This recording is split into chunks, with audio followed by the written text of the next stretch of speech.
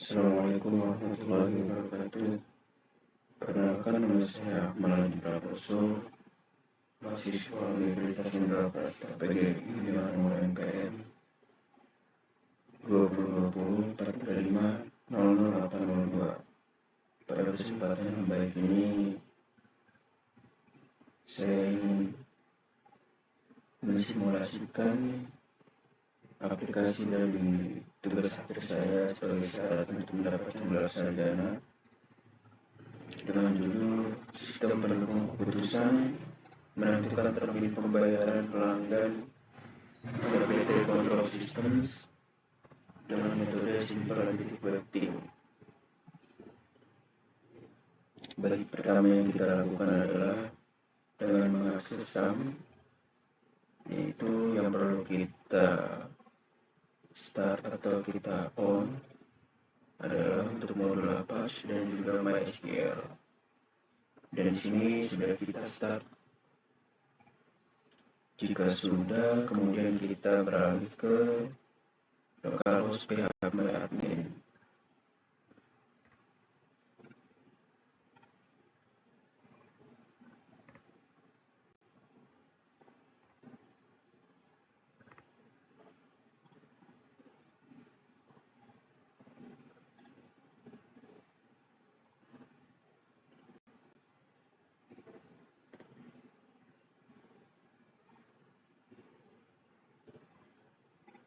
Berikut sudah berada di tampilan menu utama di PHP admin. Kemudian langkah selanjutnya adalah kita melakukan membuat database baru. Dan di sini sudah saya import database aplikasinya. Di sini bisa kita lihat yaitu database SAW Control Systems. Di sini entitasnya ada alternatif, hasil, kriteria, pelanggan, dan subkriteria. Kemudian kita import.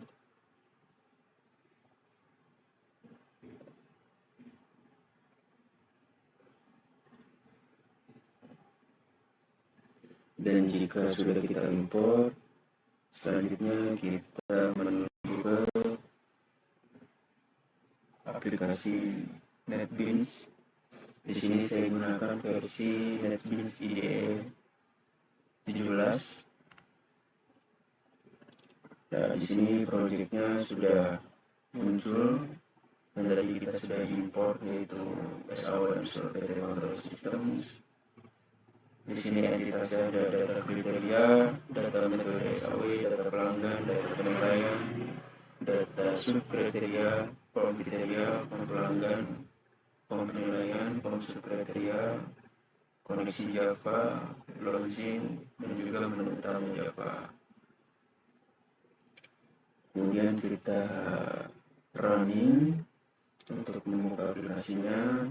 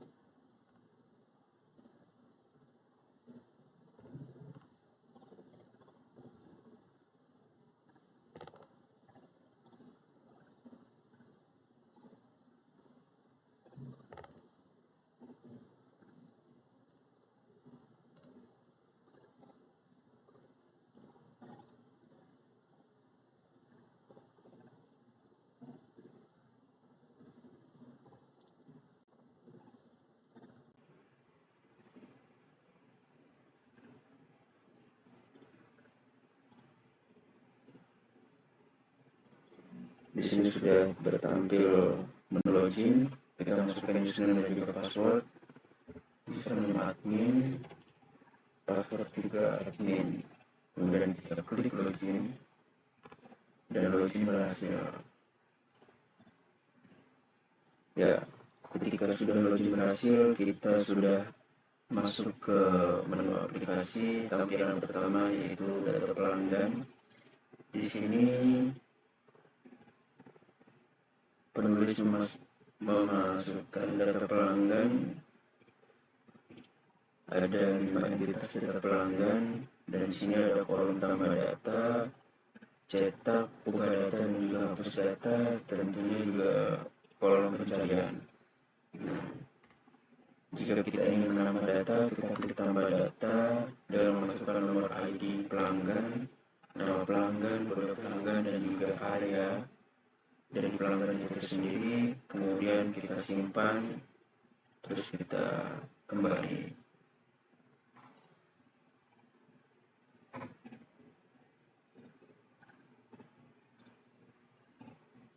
Kita juga bisa mengubah data pelanggan. Sebagai contoh, ini kita klik yang ingin kita ubah pelanggannya, kita klik ubah data. Di sini kita bisa merubah dari nomor ID, nama pelanggan, kode pelanggan, dan juga areanya. Kemudian kita simpan, dan juga kita bisa menghapus data pelanggan dengan mengklik hapus data.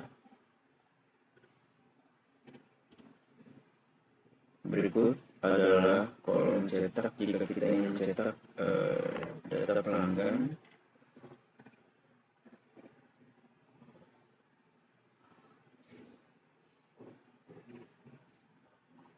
Ya, di sini sudah muncul laporan data pelanggan. Kita close. Kemudian kita beralih ke menu kriteria. Nah, di menu kriteria ini terdapat beberapa kolom, di antara nomor, ID kriteria, nama kriteria, sifat, dan juga bobot. Ada riwayat pembayaran, volume pembelian, kondisi keuangan pelanggan, lama hubungan kerjasama, risiko keterlambatan pembayaran. Di sini bisa kita ubah data dan juga kita cetak jika kita ingin mengubah. Sebagai contoh, kita ubah di riwayat pembayaran. Riwayat pembayaran bisa kita ubah, bobotnya juga bisa kita ubah.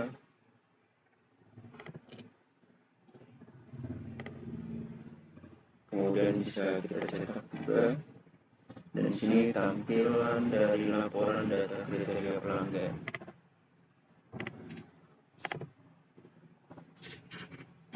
Kita close kembali. Selanjutnya kita beralih ke sub kriteria. Di sini sebagai lebih rinci dari kriteria itu sendiri. Di sini bisa kita memfilter dari entitas kriteria yang ingin kita tentukan, dari kondisi keuangan, lama hubungan, risiko keterlambatan, riwayat pembayaran, dan juga volume pembelian. Misalnya kita filter dari riwayat pembayaran. Nah, di riwayat pembayaran ini kriterianya, kemudian ada nama subkriterianya. Dari riwayat pembayaran itu sendiri, subkriterianya yaitu selalu tepat waktu, hampir selalu tepat waktu, kadang terlambat, sering terlambat, dan sering menunggak atau gagal bayar. Di sini bobotnya kita tentukan dari besar ke kecil. Kemudian bisa kita ubah juga jika kita ingin mengubahnya.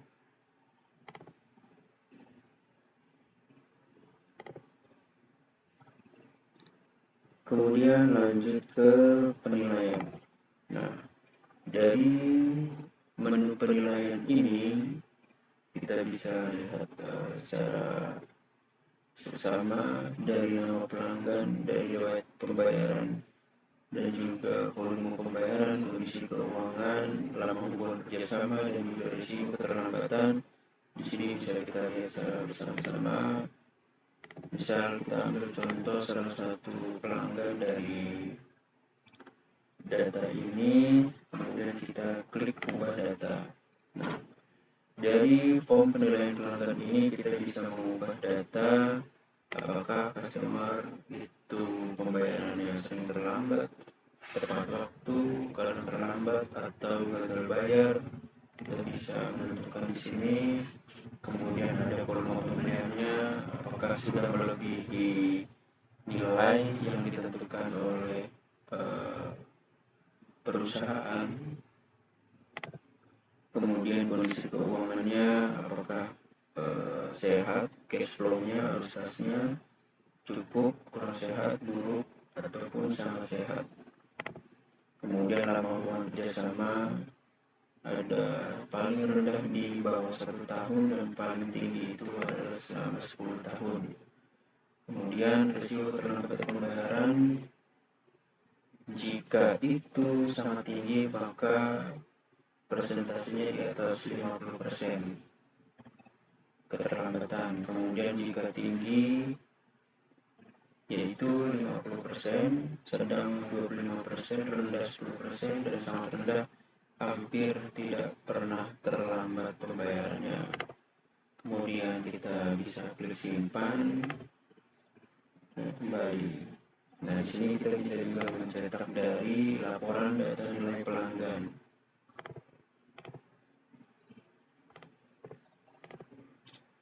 Dari laporan data nilai pelanggan ini bisa kita dilihat dari berbagai klasifikasi customer atau pelanggan itu sendiri, dari riwayat pembayarannya, volume pembelian, kondisi keuangan, lama hubungan, dan juga risiko keterlambatannya.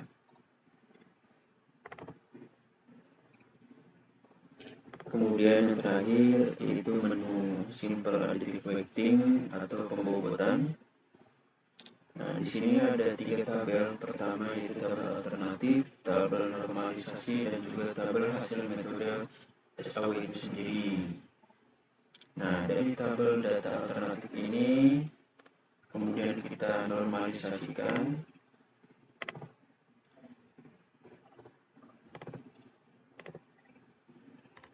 Dari sini sudah kita normalisasikan. Kemudian jika sudah dinormalisasikan, kita menuju ke tabel hasil metode SAW-nya. Nah, dari tabel hasil metode SAW ini adalah yang sudah dinormalisasi.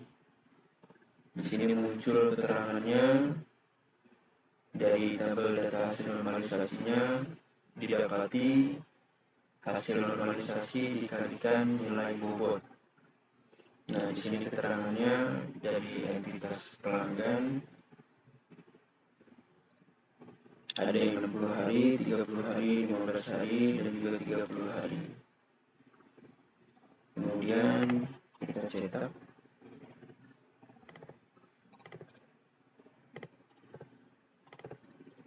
Nah, ini adalah tampilan final dari laporan hasil metode SAW yang sudah kita simulasikan.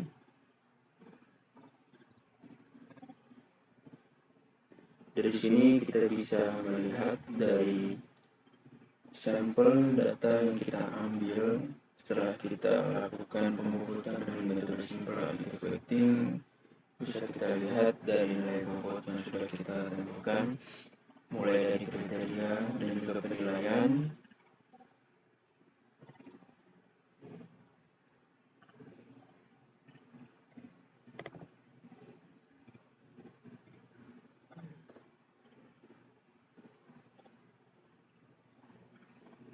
Demikian simulasi yang dapat saya sampaikan.